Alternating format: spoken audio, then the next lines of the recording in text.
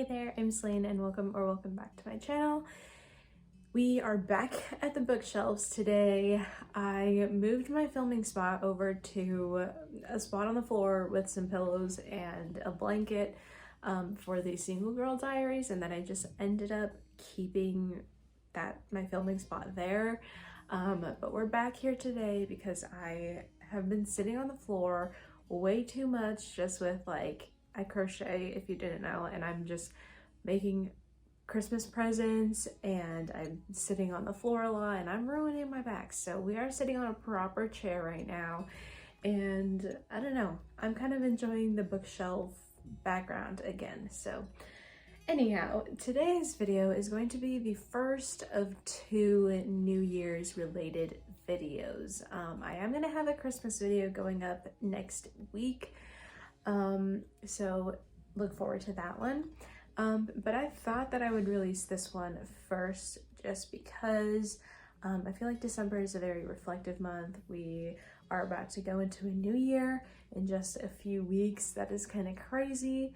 And you know, I use a planner and I like to move into that before even Christmas arrives. I like to kind of have January kind of planned out, put in my appointments and things like that. And I have some pretty specific goals that I have for the new year that I would like to accomplish. And I feel like in years past I feel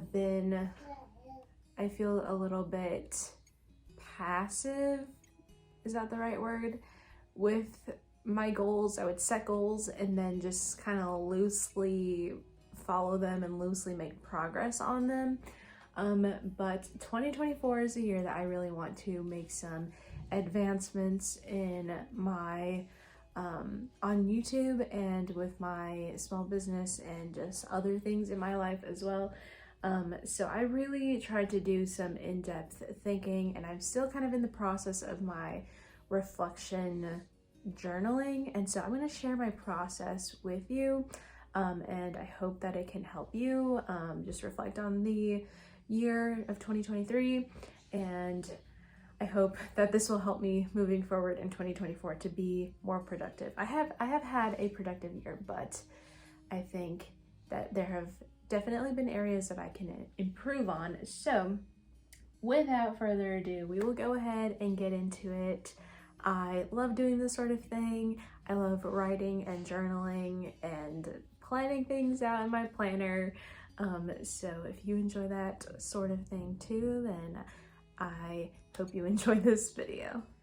So before I start my whole process, I like to have three things by me, well, four things by me while I do this. And first is a pen and paper. I like to have just like a little journal that I use just for a particular month or however long it takes me to get through a notebook. I just like to have one on hand at all times. And I just like taking my notes and journaling on physical paper.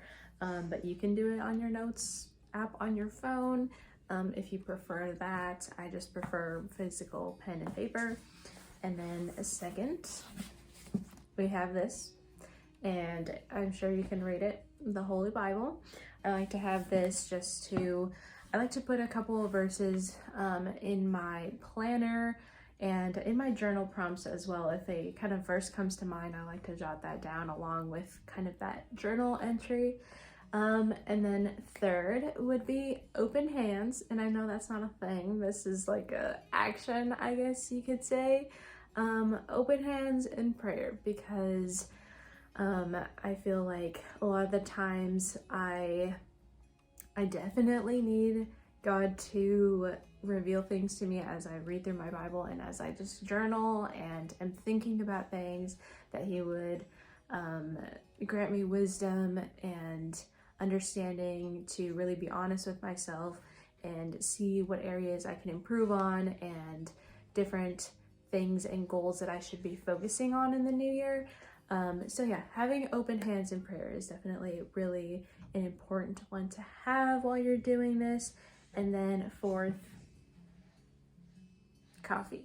Okay, every time I sit down to journal or write or read or something, I like to have a coffee next to me or some sort of little beverage, but usually I do this in the morning or midday, so a coffee. Anyhow, now that I have all of that out of the way, I will go ahead and get into my 5 journal prompts, my 5 areas of reflection. So my 5 areas of reflection are mindset and faith, finances, health and fitness, career and business, and relationships. So I feel like those are pretty self-explanatory. And while I kind of think through each of those areas in my life, I like to ask myself 3 questions. And those few questions are, what have you done over the last few months / year in relation to whatever category you're focusing on, which has gone well? And second is, what have you done over the past few months / year in relation to whichever category you're focusing on, which hasn't gone well? Third is, what do you want to change? And 4 is, why? So this first question is good to reflect on what has gone well, because I feel like it's easy for us to look at our goals for the past year and look at, oh, I didn't accomplish this, and feel down about it. So really taking some time to think about what has gone well and how you've progressed in some areas is good to think about. And that'll help you answer the second question easier, I feel like, and to have a more focused answer to this question on what hasn't gone well. And that will also help you move on to the third question of, what do you want to change? Because I feel like we can look at some failures in the past year and be like, okay, well, I don't know how to move forward with this. I don't know how I'm supposed to change. So maybe if you look at some of the things that have gone well, you can see if some of those habits or intentions kind of apply to the things that haven't gone well, and that might help you change in those areas. So that's what I'm personally doing and reflecting on. And lastly, that question of why. This one I feel like has been a little bit drilled in by my dad, and I am appreciative of that, because it really is so important to know why you want to accomplish something. And you know, he first kind of explained this to me with faith. He really stressed that I need to know why I'm believing something and why I am choosing to be a Christian, and to have a firm set of beliefs and not just something loosely, not to be one of those Christians that just says, oh, calls themselves a Christian, but doesn't know why their faith is important and what it is they actually believe. And as it relates to goals, it has been a lot easier for me to accomplish things if I know why I'm doing something, or I have a clear goal in mind and reason behind it. So let's say, for instance, in years past, I have said I would like to lose some weight and get healthier. And I didn't really have a solid reason behind it. And I think this year has been a little bit of an eye-opener. I am getting older. I just entered my 20s. Not just, I'm about to be 21, but I'm in my early 20s, and things I notice are starting to slow down. And I have already had health kind of concerns in my teenage years, and they're still kind of present. And I would like to have a family one day, and just with hormone issues that I'm dealing with, I need to get myself in check. I need to make some better decisions and make changes moving forward. To have that dream, should it be in God's will for my life, have that be a possibility, and not be something that is hindered because of my health. Anyways, that is a goal of mine and kind of a reason behind it. And yeah, this year I think I really have established my why in the health and fitness area. So that is an important one to think about as well, and I really implore you to take some time with that one. Again, all of these, I have been at this for a couple weeks now, just kind of thinking about things while I'm doing something, just reflecting and praying. So again, I really enjoy this process. It's fun for me, but I hope that these questions can help you. And as I am thinking about these questions and reflecting on all of this, I have a couple of other things that I like to kind of be thinking about. And the first is, it kind of goes along with the second question on what hasn't gone well.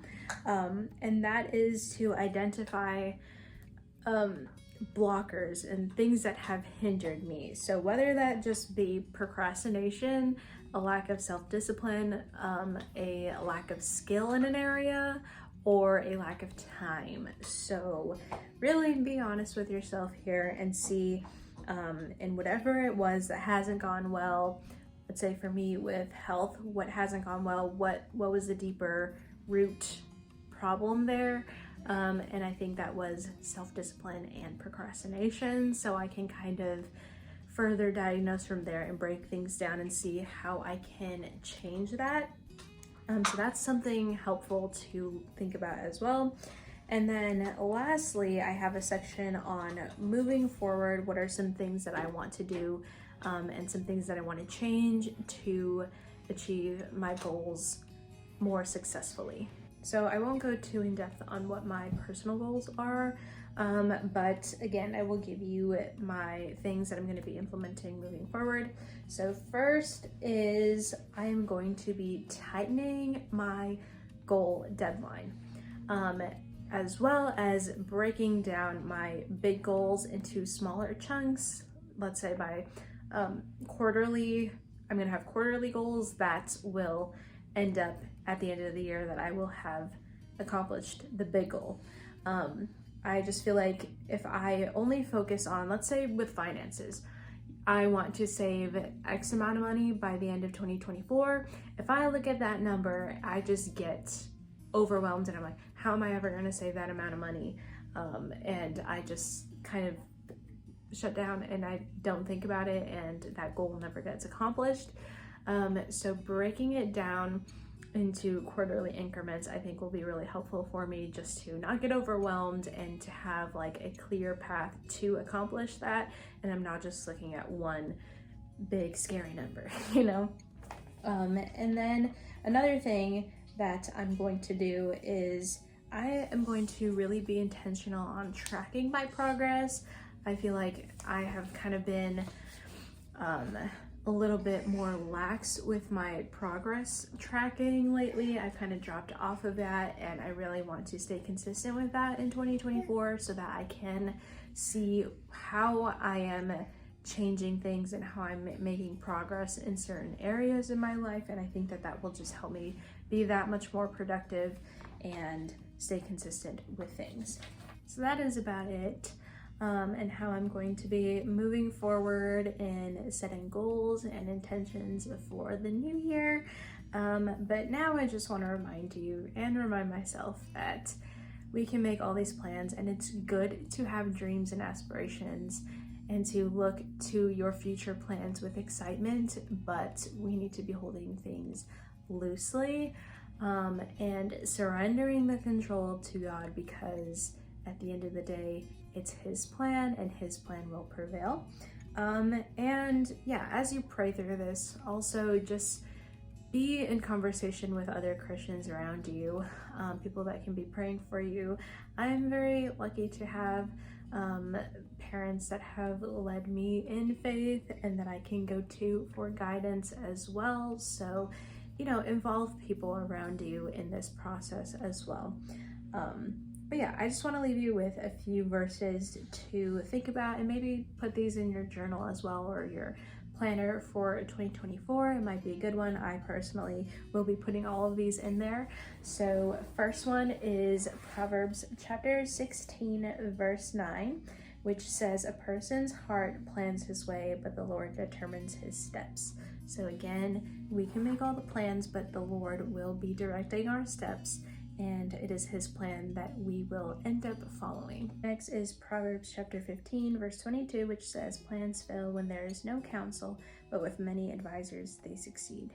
So again, it's good to have people in your life that can lead you in faith and that can be praying for you and that can be a good counsel to you and can be supportive of you in your goals and everything that you are trying to proceed with. Next, we have a pretty popular one. We have Philippians chapter 4, verse 6, which says, "Don't worry about anything, but in everything, through prayer and petition with thanksgiving, present your requests to God." So through this process, we should be in prayer, and we can dream and we can present our requests to God and let him know of what our aspirations are.